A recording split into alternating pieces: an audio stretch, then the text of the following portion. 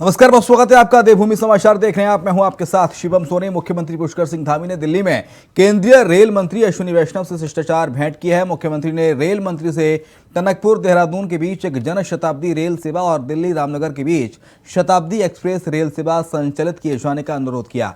मुख्यमंत्री ने रेल मंत्री से देहरादून से सहारनपुर को मोखंड होते हुए रेलवे से जोड़ने के लिए टनल आधारित रेल लाइन परियोजना और ऋषिकेश उत्तरकाशी रेल लाइन परियोजना का जल्द परीक्षण कराकर इसके निर्माण की स्वीकृति प्रदान करने का अनुरोध किया है। मुख्यमंत्री ने केंद्रीय रेल मंत्री से हरिद्वार से वाराणसी वंदे भारत रेल बजट प्रारंभ किए जाने का आग्रह किया और इससे श्रद्धालुओं और पर्यटकों को बड़ी सुविधा भी मिलेगी, ये बात कही।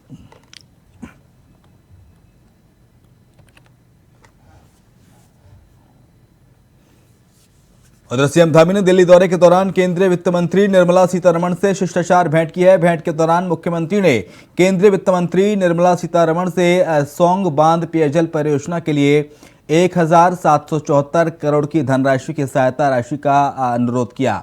साथ ही उन्होंने कहा कि इस परियोजना से देहरादून की पेयजल समस्या का समाधान हो जाएगा।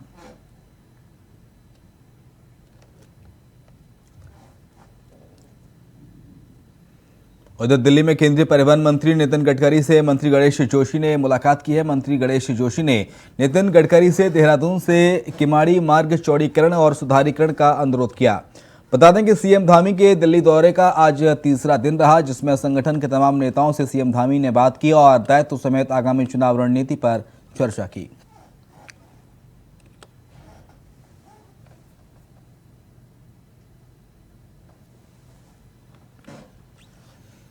बीजेपी 6 अप्रैल को अपना स्थापना दिवस मना रही है, जिसको लेकर बूथ स्तर पर कार्यक्रमों का आयोजन किया गया। मुख्य कार्यक्रम बीजेपी प्रदेश कार्यालय पर आयोजित किया गया, जिसमें प्रदेश अध्यक्ष महेंद्र भट्ट समेत तमाम वरिष्ठ पदाधिकारी मौजूद रहे। इस मौके पर जहां एक ओर प्रधानमंत्री मोदी देश भर के पार्टी कार्यकर्ताओं को वर्चुअली संबोधित करेंगे, तो वहीं पार्टी कार्यकर्ता पार्टी के झंडे घर घर लगाने का कार्य भी करेंगे। तो घर घर झंडा लगाएंगे पार्टी के कार्यकर्ता। 6 अप्रैल को बीजेपी का स्थापना दिवस है, इसको लेकर तैयारियां तेज कर दी गई हैं और बीजेपी मुख्यालय में महत्वपूर्ण बैठक की गई। पार्टी का स्थापना दिवस है। ये बड़े ही सौभाग्य की बात है कि अपने कार्यकर्ताओं को इस स्थापना दिवस पर सामाजिक न्याय पखवाड़े के रूप में मनाना, और ये जो पखवाड़ा है ये अंबेडकर जी को समर्पित रहेगा और सफाई का अभियान इसमें रहने वाला है। हर घर में पार्टी का झंडा लगेगा, वर्चुअल बैठकें होंगी, गोष्ठियां होंगी और भारतीय जनता पार्टी की बड़े बड़े कार्यक्रम रखे गए हैं। हमारा सामाजिक न्याय पखवाड़ा चलेगा, पूरे एक हफ्ते, पूरे सप्ताह चलने वाला है और इसमें विभिन्न सामाजिक कार्यक्रम होंगे। उत्तराखंड में जल्द ही अब अनाथ बच्चों को भी मां का दूध मिलेगा। बता दें कि स्वास्थ्य विभाग ट्रायल के तौर पर 2 मदर मिल्क बैंक स्थापित करने जा रहा है। महिलाएं इन मिल्क बैंक में अनाथ बच्चों के लिए मिल्क डोनेट कर सकती हैं। इससे अनाथ बच्चों को मां का दूध मिलने में मदद मिलेगी। बताया जा रहा है कि मदर मिल्क बैंक स्थापित होने से उत्तराखंड में शिशु मृत्यु दर कम हो सकती है।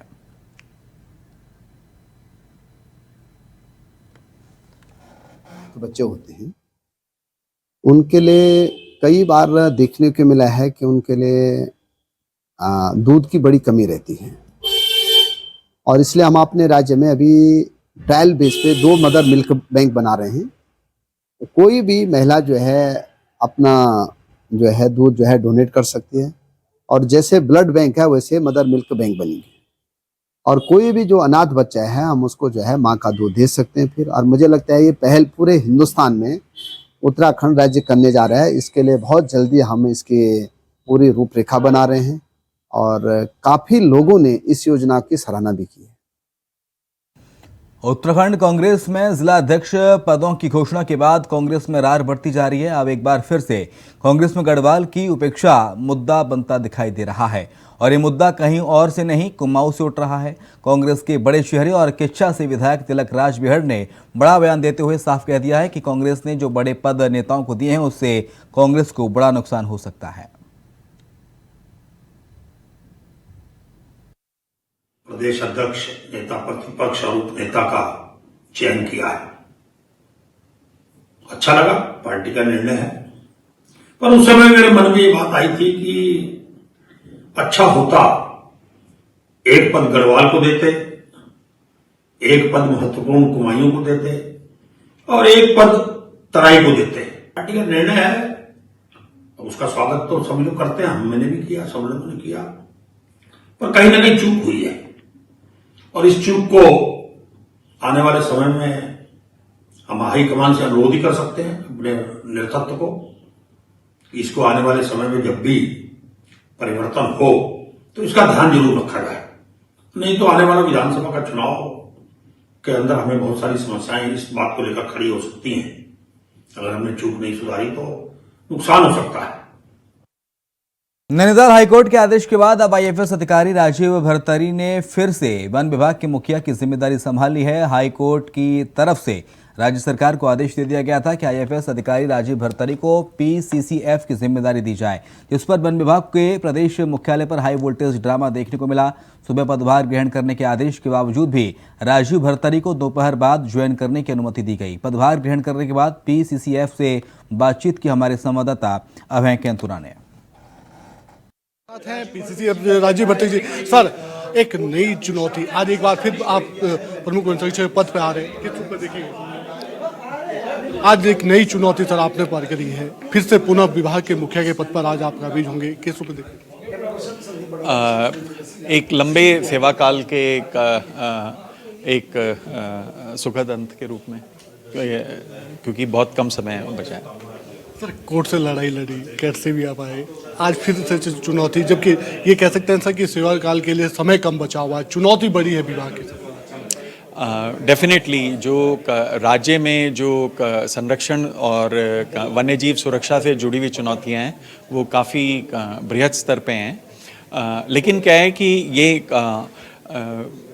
जो अनुभव है वो बहुमूल्य होता है और 36 साल से ऊपर का एक सेवा काल है, तो यही एक समय है जबकि उस अनुभव को साकार दिया जा सकता है। सर एक आखिरी सवाल, किस रूप में देखेंगे, क्योंकि आज जो घटनाक्रम कोर्ट ने कहा था 10 बजे आप चार्ज ग्रहण करेंगे, लेकिन दिन तक का समय, क्या कुछ कहेंगे सर ताकि ये चीज़ें फिर ना रिपीट हो या इस तरह से ना हो?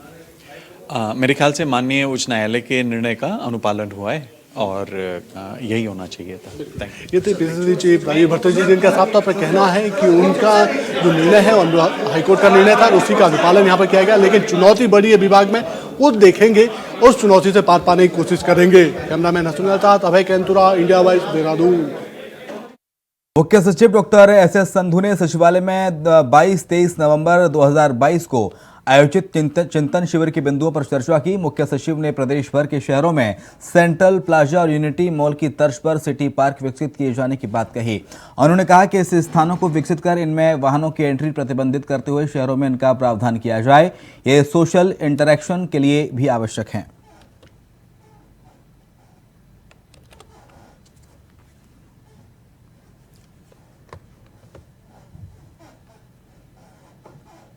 उत्तराखंड में आम आदमी पार्टी ने राज्य सरकार की आबकारी नीति के खिलाफ प्रदर्शन करते हुए सरकार के खिलाफ जमकर नारेबाजी की। राजधानी देहरादून के आराघर चौक पर आम आदमी पार्टी के कार्यकर्ताओं ने शराब सस्ती करने और गैस के दाम बढ़ाने को लेकर प्रदर्शन किया और राज्य सरकार पर आरोप लगाते हुए कहा कि राज्य सरकार राज्य में जनता की भावनाओं के अनुरूप नहीं बल्कि जनता की भावनाओं के विपरीत काम कर रही है और सरकार की जो नीतियां हैं वो जनहित में नहीं बल्कि पूर्ण स्वार्थ वाली हैं।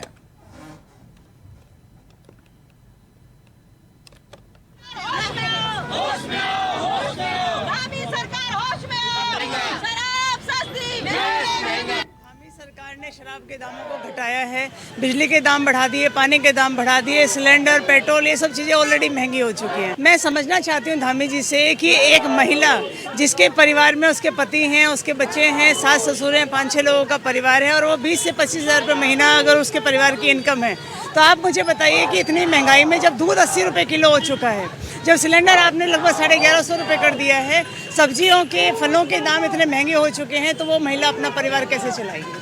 और आज मतलब विडंबना है उत्तराखंड की, आज शराब के रेट आप कम कर रहे हैं। उत्तराखंड की मातृशक्ति ने हमेशा शराब का विरोध किया है। यहाँ पर महिलाएं घरों से बाहर निकलकर उन्होंने शराब की भट्टियों को तोड़ा है। ऐसे में धामी सरकार अगर इस तरह की काम कर रही है कि सेस लगाकर महिलाओं के उत्थान की बात करती है, तो मुझे उनके बौद्धिक स्तर पर बड़ा प्रश्न चिन्ह नजर उत्तराखंड में 19 अप्रैल को उत्तराखंड परिवहन निगम के कर्मचारी एक दिन के कार्य बहिष्कार पर रहेंगे। दरअसल परिवहन विभाग की तरफ से 14 मार्गों पर निजी वाहनों के संचालन को अनुमति देने के फैसले के विरोध में कार्य बहिष्कार करेंगे। हल्द्वानी और देहरादून संभाग के इन मार्गों पर पहले केवल रोडवेज बसों के ही संचालन को अनुमति थी। उत्तराखंड परिवहन निगम के कर्मचारी परिवहन विभाग के इस फैसले के विरोध में एक दिन का कार्य बहिष्कार करेंगे।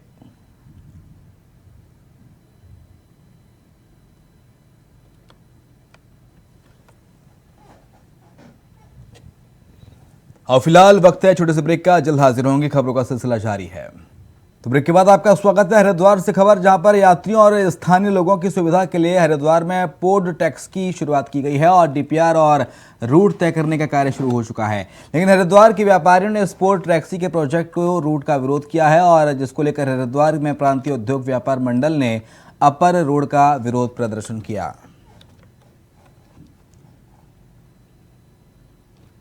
किंतु जो रूट है पोस्ट ऑफिस से लेकर के हर की पौड़ी तक का इतना कंजेस्टेड है, तो यहाँ पोर्ट कार के पोर्ट कार कैसे चल पाएगी? व्यापारी हमारे भारी सारे प्रभावित हो जाएंगे। इसका विरोध कर रहे हैं हम लोग। हम चाह रहे हैं इसका रूट चेंज हो जाए।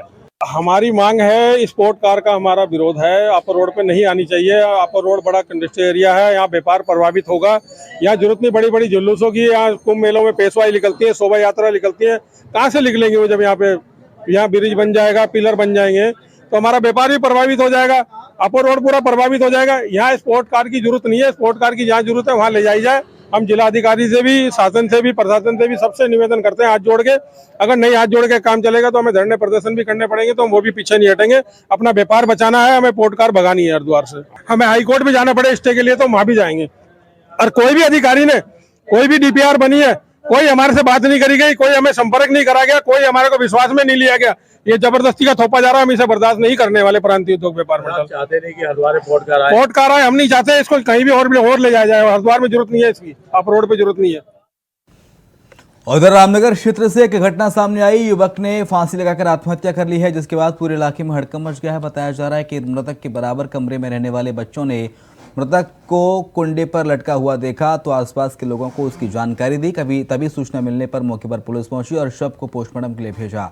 घटना के संबंध में कोतवाली के एएसआई अनीस अहमद ने बताया है कि 32 वर्षीय युवक जो पश्चिम बंगाल का रहने वाला है और बताया गया कि मोहल्ला भवानीगंज में किराए के मकान में रहता था और उन्होंने बताया कि पुलिस मामले की जानकारी करने के साथ ही परिजनों को सूचना दी जा रही है।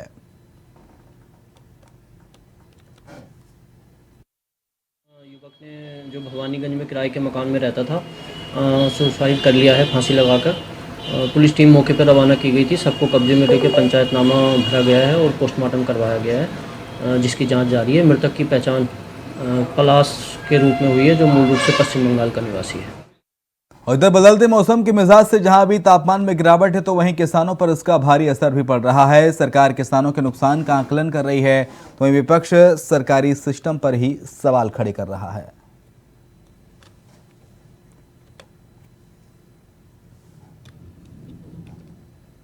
तो विपक्ष ने सरकारी सिस्टम पर सवाल उठाया है। दरअसल किसानों की जो फसल बर्बाद हुई, जिसके चलते विपक्ष आक्रामक है सरकार पर।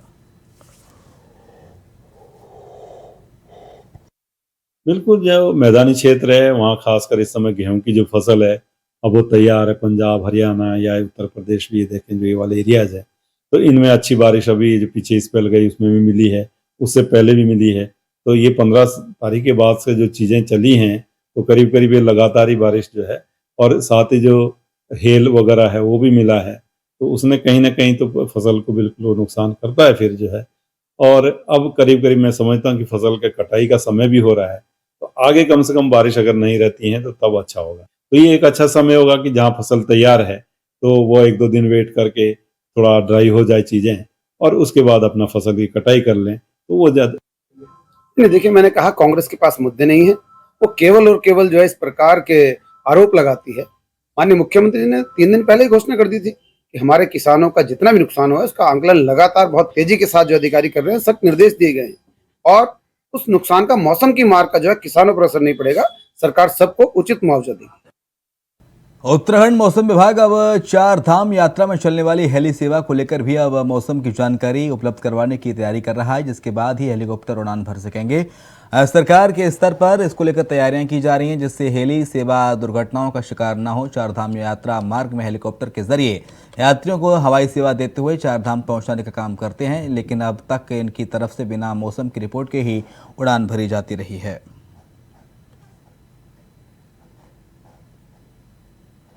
मौसम की जानकारी भी दी जाएगी, ये बात सामने आई है। हेली सेवा पर पूरी जानकारी दी जाएगी। ये रेनफॉल मैप है, ऐसे ही आपको विंड का भी मैप होगा और भी जो पैरामीटर टेम्परेचर का होगा, इसका तो सब चीजें पता लगती है भाई कैसे कल को बारिश है कि नहीं। अब परसों चौथा आप देखो कब नहीं है, साफ हो गया और साफ हो गया हमारा होता है, ठीक है। थोड़ा बहुत जम्मू कश्मीर में रहता है, उधर ये खत्म हो गया, फिर अगले दिन देखो और खत्म होता जा रहा है, ठीक है। अंदर छुट है बताइए कल ये काम, तो वो उसके लिए फिर मॉडल से आप देखोगे जो, हाँ जो मॉडल ये दिखा रहा है, जैसे तो आप देखो ऐसा नहीं आप सब सोचते हैं। अभी आप देखो आज की जो बारिश दिखा रहा है ना, तो आज की बारिश जम्मू कश्मीर है, फिर ये यहाँ पंजाब हरियाणा पे दिखा रहा है। उत्तराखंड सरकार जोर शोर से चारधाम यात्रा की तैयारी कर रही है, लेकिन उत्तरी हरिद्वार में निर्माणाधीन हाईवे इस बार भी चारधाम यात्रा में परेशानी खड़ी कर सकता है। सचिव स्तर पर हुई बैठक के बाद हरिद्वार के जिलाधिकारी विनय शंकर पांडे ने हाईवे का निर्माणाधीन कार्यों का निरीक्षण किया और NHAI के अधिकारियों को तय समय के अनुसार काम करने के निर्देश दिए। तस्वीरें आपको दिखा रहे हैं। चारधाम यात्रा में अगर हाईवे बाधा बनेंगे, ये बड़ा सवाल है। निर्माणाधीन हाईवे से क्या फर्क पड़ेगा?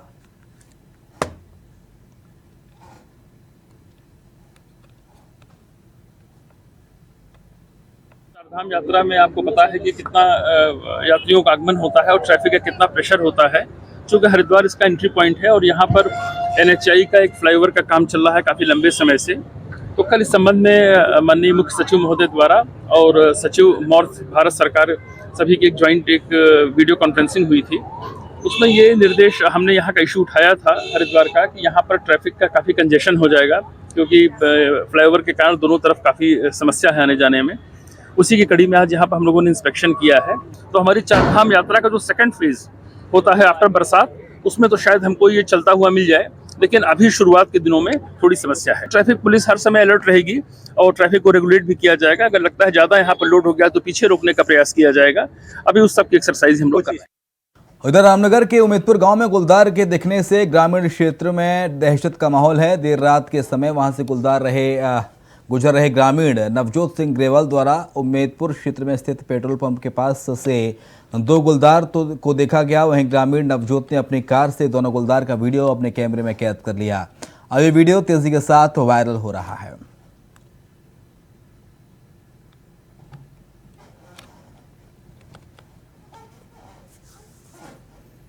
ये तस्वीर आपको दिखा रहे हैं गुलदार की, किस तरह से देखिए गुलदार कहर बरपा रहा है।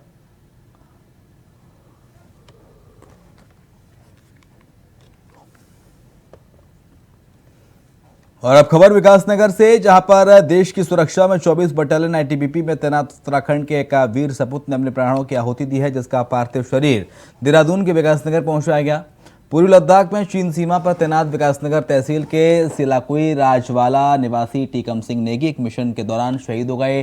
टीकम सिंह नेगी 24 बटालियन ITBP में असिस्टेंट कमांडेंट के पद पर तैनात थे।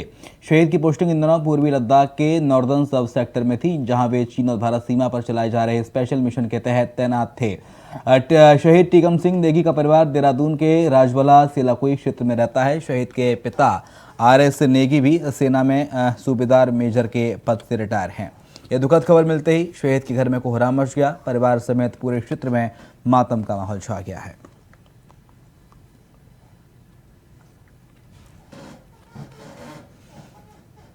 उधर पूरे देश के साथ साथ राजधानी देहरादून में भी महावीर जयंती का बड़े उत्सव के साथ धूमधाम के साथ मनाई जा रही है।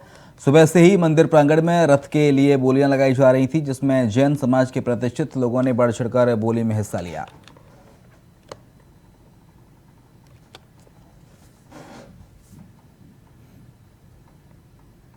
उधर जनपद पौड़ी के यमकेश्वर क्षेत्र में राजाजी टाइगर रिजर्व पार्क से लगते हुए ग्रामीण इलाकों के लोगों को स्वरोजगार से जोड़ने के प्रयास पार्क प्रशासन ने शुरू कर दिए हैं। प्रथम प्रयास में अभी तक 15 ग्रामीणों ने मधुमक्खी पालन का प्रशिक्षण ले लिया है, जबकि 30 ग्रामीण मशरूम उत्पादन का प्रशिक्षण लेकर स्वरोजगार शुरू कर चुके हैं। इसके अलावा सुगंधित पौधों की खेती करने का प्रशिक्षण भी कुछ ग्रामीण ले रहे हैं। जल्द ही सभी ग्रामीण स्वरोजगार से जुड़कर अच्छी रकम कमाएंगे।